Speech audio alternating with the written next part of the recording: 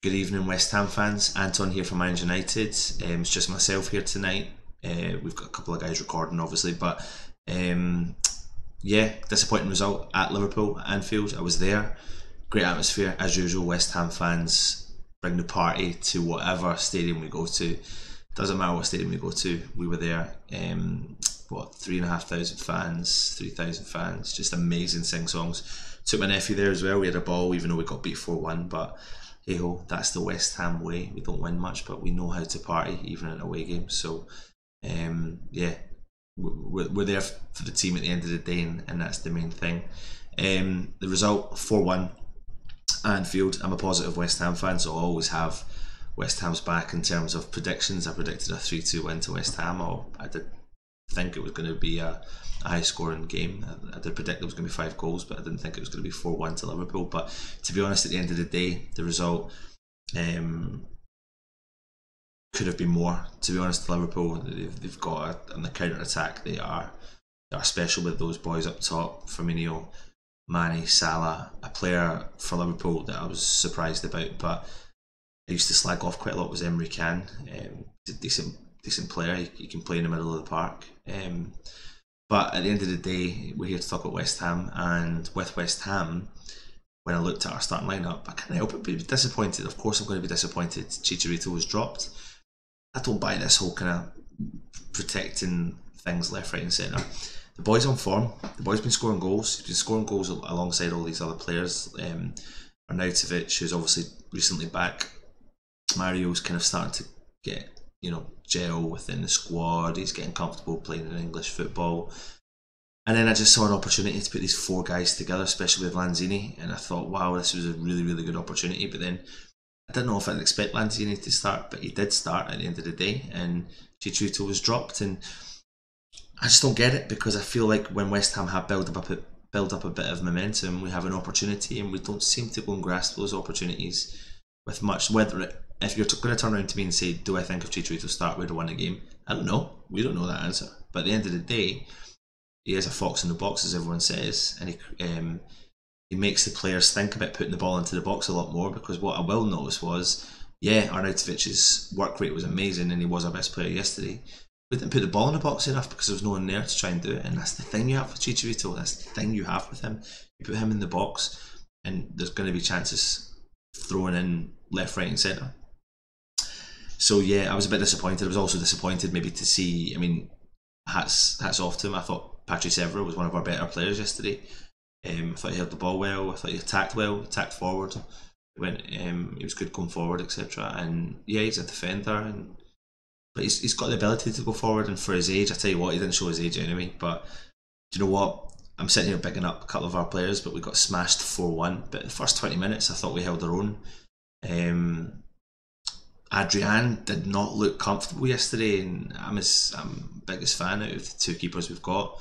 I still am on the side of thinking we're needing a goalkeeper in the summer to at least challenge that spot.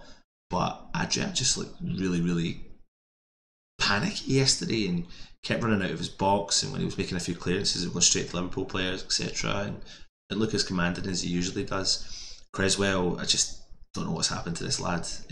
He's been up and down like a yo-yo, and he is, yesterday for me, he was at fault for a couple of the goals, or one of the goals, and Adrian was at fault for a couple of the goals. But in the first 20 minutes, like I was saying, we held our own. We done all right.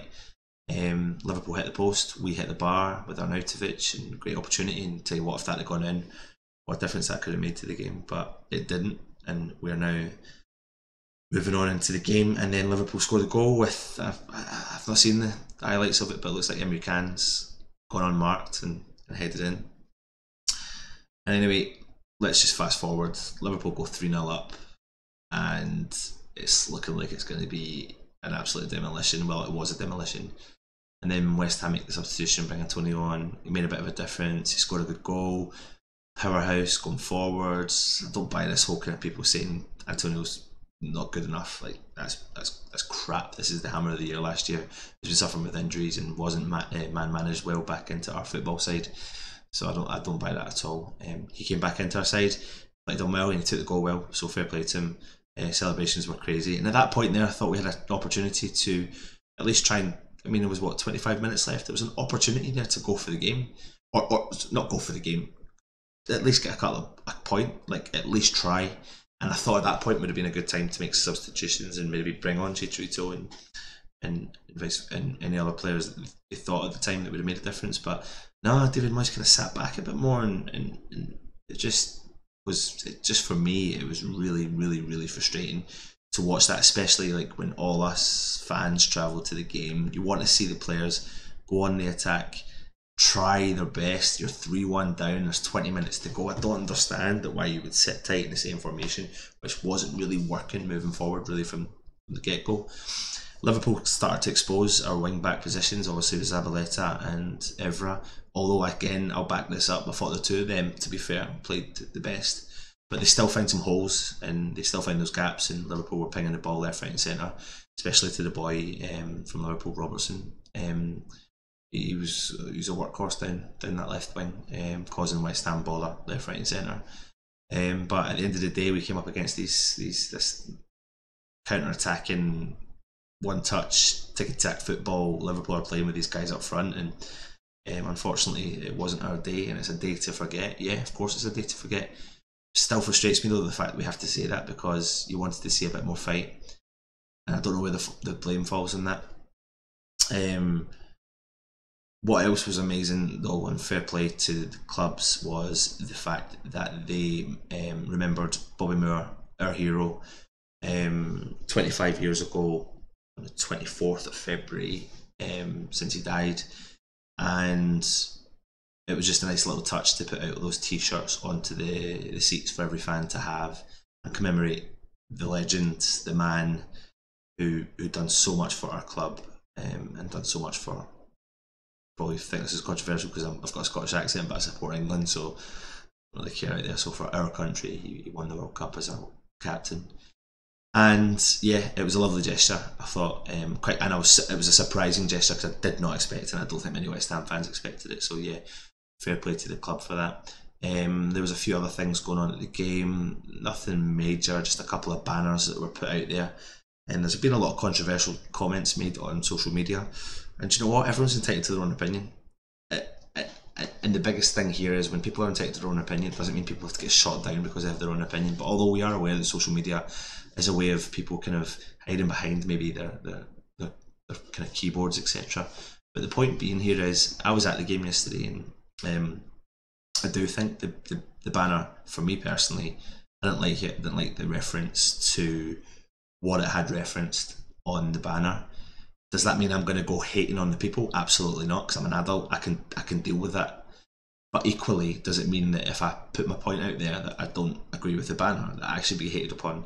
Absolutely not. So screw the haters, like screw the haters. I don't agree with the banner. It didn't represent me whatsoever. But do you know what? We've got a football match. There's 3,000 people there. Everyone within reason are entitled to their opinion. But it's just how it's put across sometimes, and I think that's what we need to watch. We're West Ham fans at the end of the day. We're a West Ham family, and that's the biggest thing that we need to do, is unite, whether or not you are for or against the board.